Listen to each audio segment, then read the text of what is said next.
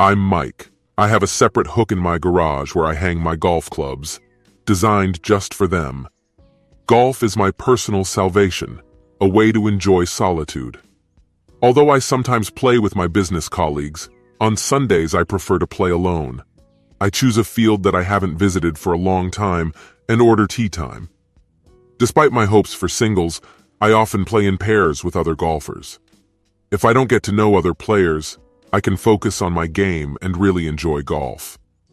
This is the aspect of this sport that I appreciate the most. Although I may not be the most skilled golfer, I usually finish the game with a score about 11 points above par. My strong point is the short game, as I rarely miss the second green.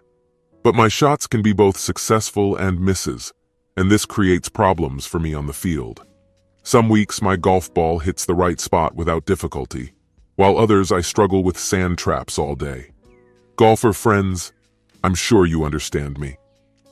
After an unsuccessful round, I went from the garage to the kitchen to wash the dishes and drink a beer. At that moment, I heard the voice of my wife, who was chatting with someone on the phone through the wide-open kitchen window. Last summer, we had a swimming pool installed in our backyard, and my wife just loved it. On scorching days, she could often be caught taking a refreshing swim to cool off. We were relaxing by the pool, basking in the sun or relaxing under the cool shade of the trees. I loved watching her in those moments when she was wearing the most revealing bikinis. The temptation to throw off those little bikinis and indulge in passion right there on the pool deck was irresistible. But the conversation I heard through the window made me stop where I was, activating all my senses as much as possible. Oh yes, we'll need to wear tight bikinis, just like the ones we wore during spring break in college. Do you remember how the guys looked at us back then? Ha ha. Of course it will be fun to tease our men and laugh at them.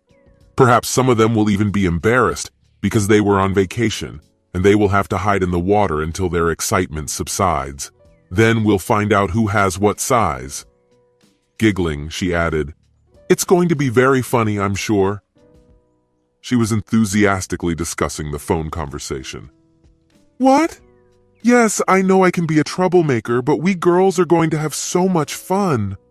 Oh my God, this is going to be so great. Haha, I'm already imagining it. Which one of them do you think should do it? To my husband? Well, he's definitely not going to be thrilled, but just thinking about it makes me burst. Okay, I agree. Well, I have to go.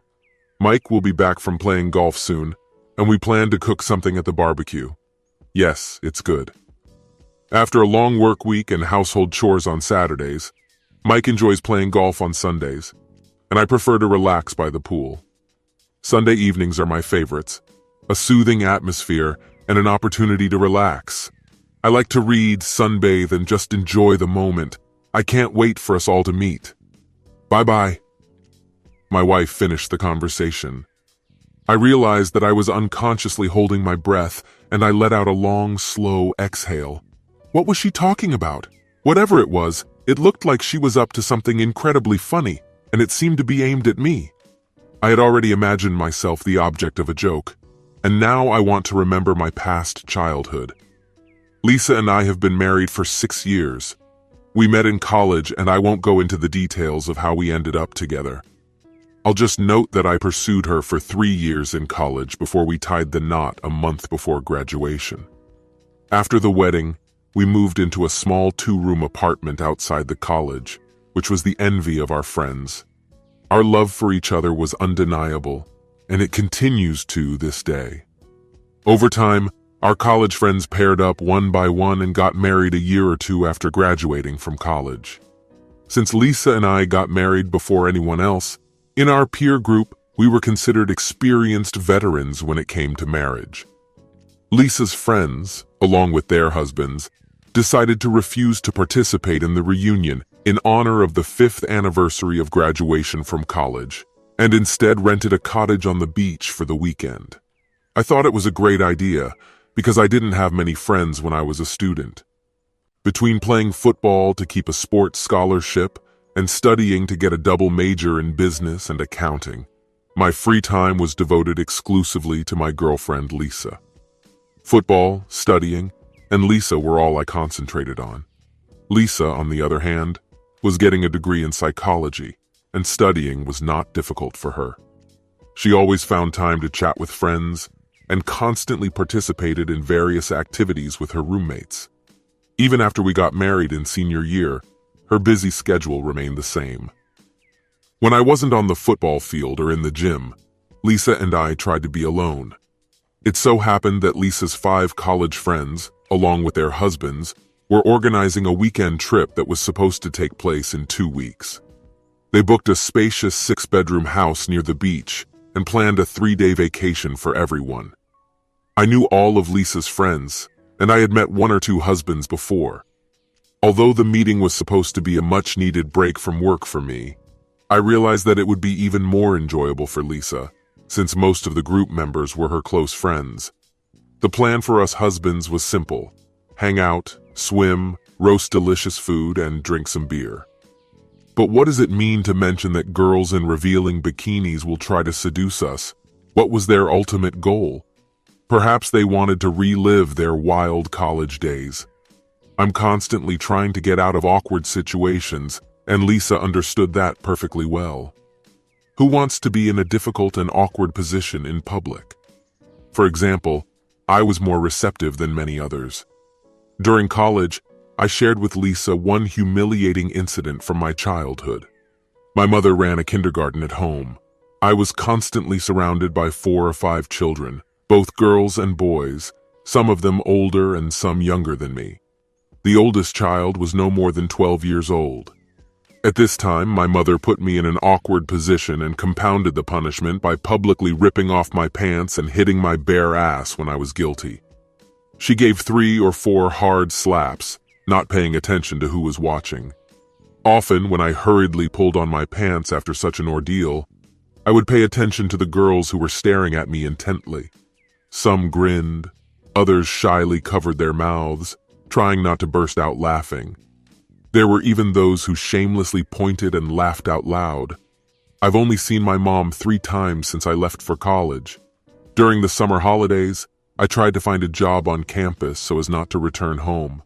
On other holidays, I always organized trips, for example, camping or skiing, so as not to stay at my parents' house. Can you really blame me? It wasn't that I hated my mother.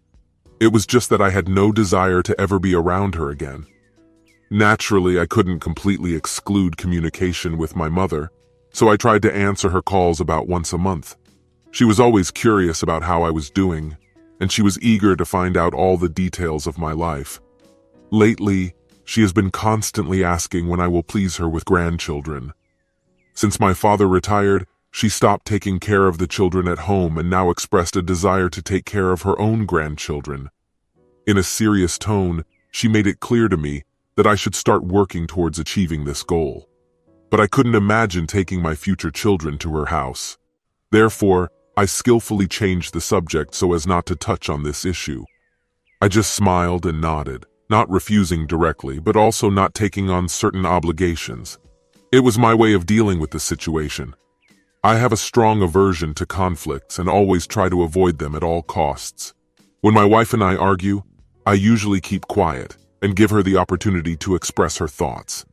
This is not necessarily because I agree with her, but rather because I find it pointless to endlessly argue or contradict her. Some may consider this a weakness on my part, but I think it's the most convenient way to move through life. I've never cared about the opinions of others. In addition, as a child, my mother committed many ugly and shameful acts that still haunt me. I hope you understand what I'm getting at. It hurt me a lot and made me overreact to situations in which I felt awkward or humiliated, especially in the presence of women. As I walked to the pool through the back door, my head was full of thoughts about what my wife had prepared for our weekend meeting. "Hi, honey," Lisa said happily, waving at me from her chaise longue. "How was your golf game?" Today I finished the round with a score of 5+, which is not bad at all. Despite the lack of a driver, it was a good round, I said dispassionately, trying to seem relaxed even though my mind was screaming at me to stay calm. Who were you talking to on the phone? I asked my wife. She hesitated for a moment before regaining her composure and replied, I was just chatting with Angie, my former college roommate. We discussed our future meeting. I see, I muttered, rubbing the back of my head with my hand, which was slightly sore from playing golf. I'm going to take a shower and cook some burgers. I'll catch up with you later. I won't go into the details of the next 2 weeks, but everything was fine between us. Lisa and I talked several times a week, and it was always a pleasure. Lisa remained as stunning as before, maintaining her figure without a single extra kilogram. She was slender, with beautiful breasts and a curved ass that mesmerized the audience, bouncing and swaying with every step she took. I can't help but playfully pat her buttocks when I pass her in the kitchen or somewhere else, although she scolds me if I do it too openly in public. I playfully remind her that my attraction to her is undeniable, and as her husband, I have the honor to admire and even playfully slap her beautiful ass. She doesn't seem to mind, and I suspect she even likes the attention. On Friday, we all met at a rented cottage on the beach. Some arrived early to soak up the sun, and others joined us late at night, after dinner. In general, we had a great evening around the campfire, relaxing, drinking beer, and remembering our student years. We talked about what we would do after graduation, and only one couple mentioned that they had recently had a baby. The rest agreed that they were not going to have children for several more years. Interestingly, Lisa and I recently discussed the idea of expanding our family ourselves. After thinking about it, we realized that we were ready to take the next step, and she stopped using contraceptives. Being the longest-lived married couple among our friends, we were confident in our decision. The following Saturday, we devoted a day to the leisure planned by our wives, and then went to the beach. We spent the day basking in the sun, swimming, and enjoying lots of beer. I was quite surprised to find that on the first day of our stay on vacation, all the girls were in modest swimsuits. Since I overheard my wife and Angie talking on the phone 2 weeks ago about planning a weekend, I already imagined how they would show off in very revealing bikinis. I admit, the thought of seeing our ladies like this excited me. They are all undoubtedly beautiful girls. But the idea of other guys staring at my wife in such a revealing outfit didn't suit me. Yes, I understand that this is a double standard, but that's exactly how I feel. After a quiet evening with a grill, drinks, jokes, and deep conversations, we all went to bed by 10 o'clock. However, we, experienced married people, are used to going to bed early, no longer living stormy student days. There were sounds of passion in our cottage that Saturday night, but most of us were too busy making love to our spouses before falling asleep. A whole day spent in the sun and a generous portion of alcohol can exhaust your strength and ensure a restful sleep. Sunday started the same way as Saturday, until we arrived at the beach in the afternoon. The girls sent us to the beach to spread blankets, put coolers with drinks, and set up umbrellas. They mentioned that they would be joining us soon, nothing unusual. After quickly changing into swimming trunks, we were ready to leave. The only strange thing was that I couldn't find my swimming trunks. After searching the room, I asked Lisa if she had seen them, since I thought I had left them by the bathtub the day before. She said she had no idea where they were, but fortunately she had spare ones. Grateful, I quickly pulled them on and hurried after the guys. Girls always gather longer, even if it's about a beach vacation. They need to take care to apply sunscreen, tidy up their hair, and find their lost sunglasses. They are even thinking about matching elegant shoes with a swimsuit. You have to understand what I mean. While the men were setting up a place for an afternoon on the beach, the wives were preparing to join them. When the wives finally appeared, we husbands were speechless. 6 stunning girls appeared in front of them, gracefully moving like models at a fashion show in their 2 revealing swimsuits. Their almost naked bodies sparkled in the sun, making the men tremble. The men were confused by the sight of such alluring female flesh. If we were on a public beach, then this kind of our wives would certainly cause a stir. Angie was the first to break the silence. The girls and I decided that you should get special pleasure for being such wonderful husbands. Besides, we have a big cottage," she said in a seductive tone. Sensually running her hands over her body, she offered, "These buns need a great tan, so we decided to put on a little show for you this afternoon. Does anyone mind?" She raised her eyebrows and smiled with a sense of self-confidence, looking around at all of us. The men in the group seemed stunned by her presence. Despite all our efforts, we tried not to look at other people's wives, trying to behave as usual. I couldn't help but notice that one of the girls had particularly prominent breasts. They were noticeably larger than Lisa's, and were barely contained by tiny triangular bikinis that did little to hide her large areolas peeking out from under them. The top she was wearing with thin straps and ties provided no support, causing her bust to bounce and sway with every movement. When she bent over, he sagged, almost tearing the straps holding him. Her curves demanded attention, and it was hard to look away from them. After lunch, the girls agreed to play paddleball together. Have you ever played a game in which a rubber ball is thrown back and forth using rackets? The goal is to keep the ball in the air as long as possible without letting it hit the ground. While we were concentrating on hitting the ball, our attention was attracted by the curves of the girls, who bounced, swayed, and from time to time exposed themselves from under small clothes. Often our companions had to pause to adjust the tops that held back their breasts, or adjust the thong that slipped out between the buttocks. It was too much for me. Worried, I looked at the other guys and found that they were also trying to restrain their natural urges. But I was already halfway to uncontrollable arousal. Before I could feel any more awkward, I got up and walked resolutely towards the water as if nothing had happened. After wading waist-deep into the water, I turned around to watch the beach scene. But as soon as I turned around, I was surprised to see that all activity on the beach had stopped, and the eyes of all the girls were glued to me. Each of them had a wide grin on their face. "What are you all staring at?" I asked in disbelief, looking from one to the other. Instead of a direct answer, Lisa asked her own question. "Why are you alone in the water?" I just said I wanted to cool off and asked her why she was so interested. "It's because you're feeling a little horny, isn't it? You didn't want everyone to notice," Lisa said with a smile that was audible to everyone around her. The group either nodded understandingly, especially the male part, or grinned broadly, including the girls. One of them even lifted his chin and moved closer, eagerly watching the situation unfold. My cheeks turned red with embarrassment, and a wave of confusion washed over me. I felt the stares on me as I awkwardly adjusted my swimming trunks, trying to hide my excitement as I walked to the water. "No, not at all," I denied, trying to save face. On pure instinct, I reached into the water to cover my motionless, slightly agitated body parts. While I was waiting for the performance, I was in for a shock.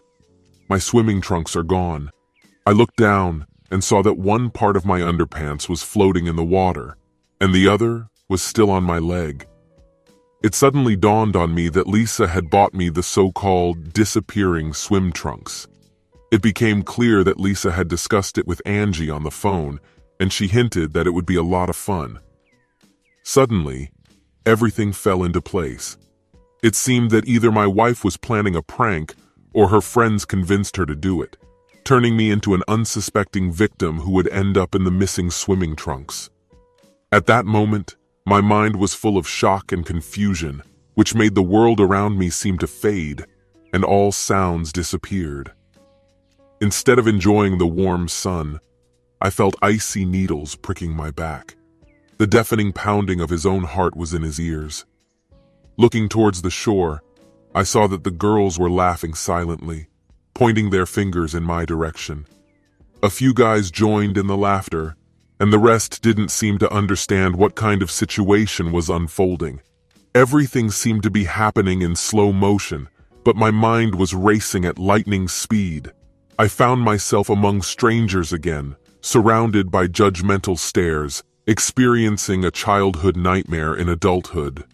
The long pent-up emotions of panic, shame, and humiliation burst out, crashing down on me like a powerful wave. Lisa, to whom I believed that she would support me in a difficult moment, to whom I told about my childhood trauma inflicted by a mother who should have loved and respected me, betrayed me. She organized a humiliating situation, as a result of which I was exposed to the public and ridiculed, laughing with others at my expense. Shame and awkwardness weighed on me, evoking memories of the past that destroyed my self-esteem. At that moment, I realized that I would never be able to forgive Lisa for her cruel actions, just as I did not forgive my mother for the scars she left in my soul. No amount of her words will be able to repair the damage done. Standing in the water, I decided to face this problem face to face in order to finally let go of the offense and move on. I decided it was time to stop prolonging my embarrassment and shame. Standing naked in the water only increased my humiliation. Realizing this, I quickly pulled off the remains of my swimming trunks, hearing a slight pop as they jumped off my leg. Throwing away the useless piece of cloth, I raised my head, looked straight ahead, and with a confident step began to leave the water, still completely naked.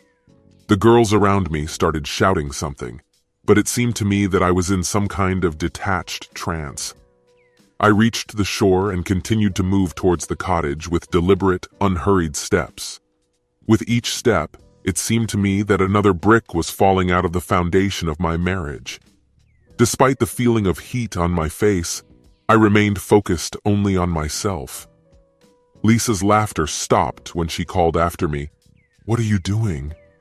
Ignoring her, I continued walking on. When I reached our bedroom, I put on shorts and light shoes. I took my wallet and car keys and went out the front door. As I drove out of the parking lot, I didn't turn around, not knowing if someone from the group was watching me. I just headed home. "Lisa, everything went exactly according to plan," I chuckled to myself. I was spinning and bouncing along with the girls in their tight swimsuits, and the guys could hardly contain their delight. Mike was the first to dive into the water to cool off, and the missing swim trunks I bought worked just right. It became clear to us girls how shocked he was when he realized that his swimming trunks were disappearing right in front of his eyes. There was a whole mix of emotions on his face: shock, surprise, shame, and something else that I couldn't identify. As a result, he got up, walked past us, and headed for the cottage. We were all speechless. I couldn't help but feel annoyed when my husband, casually passing by my acquaintances, waved his instrument freely. After all, he was my husband, and only I could see him like this. Despite my annoyance, the girls couldn't help but admire how lucky I was to have such an attractive husband like Mike. At first, I intended to playfully tease Mike before handing him the swim trunks from my beach bag. Then he will calmly come out of the water, as if nothing had happened. We would have a little laugh and continued to relax as a group. It was obvious that the guys liked to look at us girls in revealing swimsuits that barely covered our curves. When the fun had subsided, I said that I should probably go and get Mike. I knew I needed to fix the situation somehow, because Mike seemed to be in a bad mood when he left. Maybe I need to sweeten it up a bit and apologize for the unintended offense. It's okay. He'll come to terms with it over time. As I was approaching the house, a thought occurred to me that made me freeze. Maybe Mike is still haunted by memories of how his mother put him in an awkward position as a child. Perhaps it was this emotion that I saw on his face when he stood in the water looking lost. Perhaps I unknowingly triggered some deep trauma from his past. I began to worry that I had made a grave mistake, knowing how much a difficult childhood still affects him. He never forgave his mother and became estranged from her as a result. It seemed like I was communicating with his mother more than he was, but I pushed these thoughts aside, confident that a few loving gestures and assurances of my affection would relieve the lingering tension. I was sure that a few gentle kisses and sincere words would smooth things over with Mike. As soon as I crossed the threshold, I called Mike loudly, hoping to hear an answer from one of the rooms. But all I heard was silence. I went into our bedroom but found it empty. Puzzled, I kept calling for him, searching every room in the house, but Mike was nowhere to be found. Looking out the window, I noticed that our car was missing from the parking lot and wondered where it could have gone. I couldn't understand why Mike had to leave in such a hurry. It was just a harmless joke, and he must have overreacted. I decided to call him on his cell phone, and, to my surprise, I heard a call from the bedroom. His phone was on the dresser. Disappointed, I wondered how I was going to get through to him now. After thinking about it, I came to the conclusion that he probably needs time to cool down, and he will appear soon. So I left the house and went back to my friends. As soon as I got closer, all eyes turned in my direction, and the girls immediately started asking about Mike's whereabouts. When I reported that he was nowhere to be found and our car was missing from the parking lot, some guys looked worried. My friends assured me that Mike most likely took the joke the wrong way and would be back soon.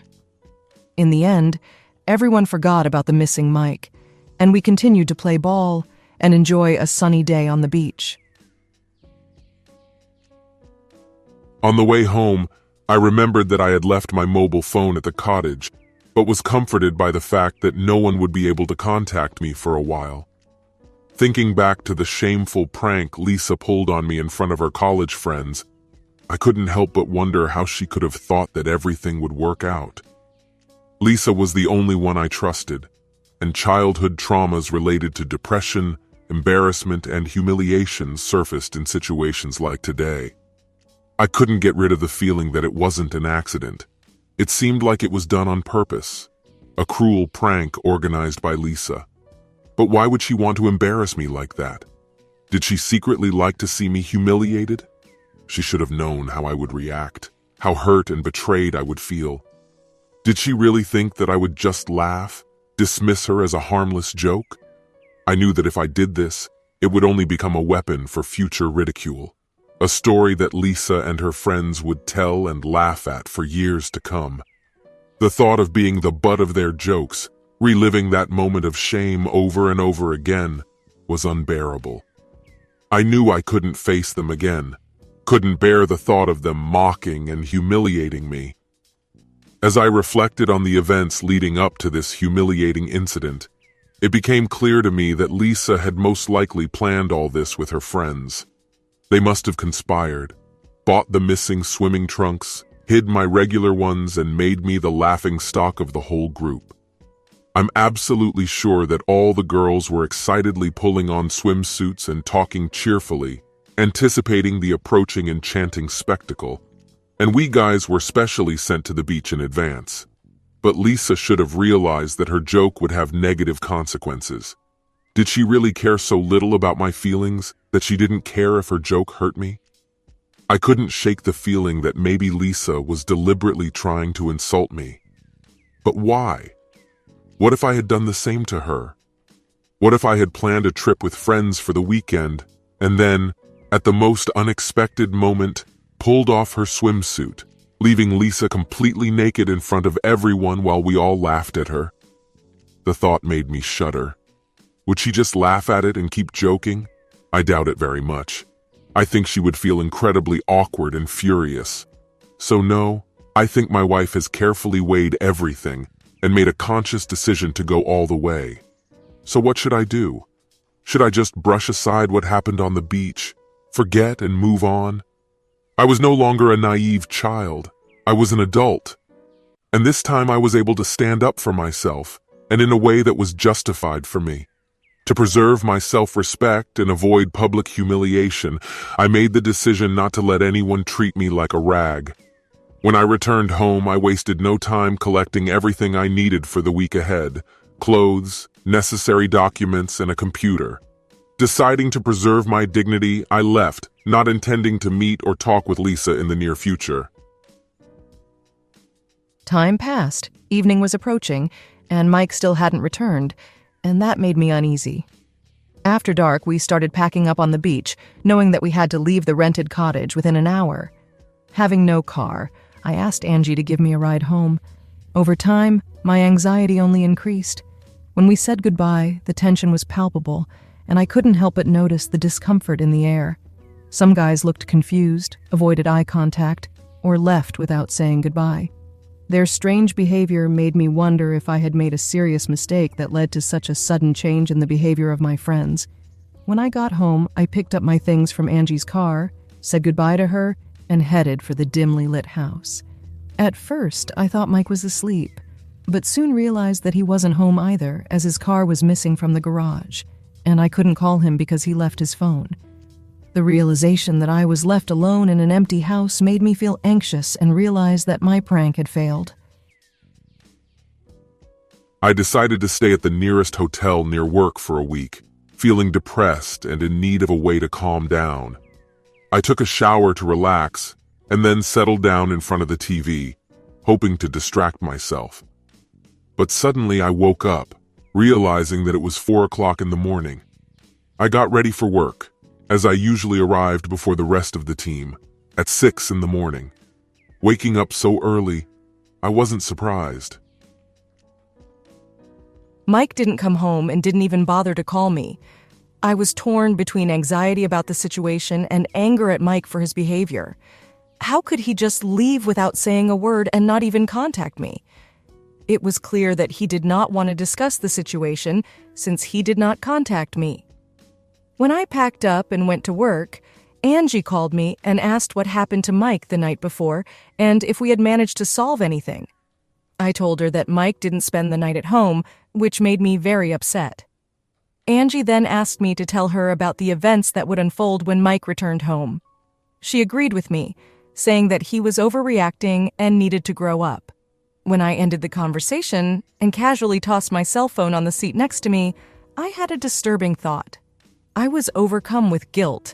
I was sure that I had provoked Mike's deepest childhood wounds. The realization hit me like a brick blow. I unwittingly repeated the same abusive behaviors as his mother. Despite the passage of time, Mike's resentment of his mother still remained raw and unyielding, stemming from the emotional scars she inflicted on him during his upbringing. It became clear to me why he never forgave her, why he decided to completely erase her from his life. I couldn't ignore the fact that Mike actively avoided any contact with his mother, refusing to confront her or give her a chance to explain herself. Instead, he became distant, immersed in college life and rarely returning home. His mother did not pay attention to the pain and trauma he experienced as a child, and did not understand how her actions affected his mental state. As I thought about this situation, a chilling realization dawned on me. Would Mike treat me the same way? The thought sent goosebumps down my spine, and a feeling of horror and panic arose inside me. What have I done? The fear of repeating the same cycle of resentment and abandonment haunted me, leaving me paralyzed with guilt and regret. I needed to talk to him urgently, somehow explain to him that all this was just a harmless joke, a stupid prank of friends, nothing more. In my eagerness to plan what seemed like a fun time, I completely overlooked Mike's painful past, which he went through. Visiting work turned out to be a calming and positive moment for me. I enjoyed spending time with my team, and we achieved a lot that Monday. When the working day came to an end and it was time to leave, I looked out the window and saw Lisa standing by my car. I do not know how long she stood there, but she did not seem to notice my presence. Desperate to avoid a confrontation with my wife, I asked a colleague to give me a ride to the hotel. I didn't want to see Lisa. I waited patiently for Mike, standing by his car and wanting to talk to him. I was determined to apologize for the unfortunate prank and hoped that the relationship between them would get better again.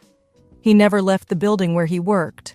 I waited for him until late in the evening, but in the end, when his car turned out to be the only one in the parking lot, I had no choice but to return home empty-handed. The house was quiet and lonely. Depression and bleak prospects reigned in the soul. The next evening, everything was repeated according to the same scenario. On the third day, instead of waiting for Mike, I decided to write him a letter. In it, I expressed deep regret for my stupid idea, acknowledging how thoughtless and irresponsible it was. I realized too late that it was a terrible idea. I begged him to talk to me, not to shut me out like he did to his mother. Unfortunately, I have not received a reply to this letter. What comes to a woman's mind when she believes that a heart-to-heart conversation is the solution to a problem? I reassured myself that in the end, everything would be fine and life would recover by itself. But after seeing what Lisa had done, perhaps with the help of her friends, I couldn't help but wonder if it was worth discussing anything at all. She decided to publicly humiliate me, despite the fact that she knew everything about my difficult past. If she finds this behavior acceptable, what will follow? Will she justify herself by having an affair behind my back? The thought that she might tell her friends about such betrayal so that they would humiliate me even more haunted me. If she didn't consider my feelings and didn't respect me, then why should I feel obligated to meet her immediately, even if it meant losing my temper? And if I did decide to sort out the situation, what if my anger flared up to such an extent that I would lash out at her and leave a noticeable bruise on her body? The potential consequences of such actions haunted me. Was there any hope that we could have a civilized conversation and everything would end like in a fairy tale? I realized that all these meaningless conversations and empty words are not for me. It's time for a change. It's been a year since I left my job and started a new life in Colorado. The beauty of this state never ceases to amaze me. It was very easy to lead the new team. Everyone worked well together. I recently started dating a charming brunette and shared with her why I left my wife. When I told her my story, tears welled up in her eyes. She realized the pain I had been through. In response, my girlfriend shared with me a traumatic experience from her past. In college, the sisters staged a humiliating prank on her, leaving her tied naked to a tree in front of the sisters' house. The feeling of deep shame and defenselessness that she experienced at that moment had an indelible effect on her. She made the courageous decision to leave this toxic environment and never looked back. If one of her fellow students approached her in college, she immediately turned away and left. Ironically, before this incident, she often helped her sisters with homework, as she was a very capable and intelligent girl.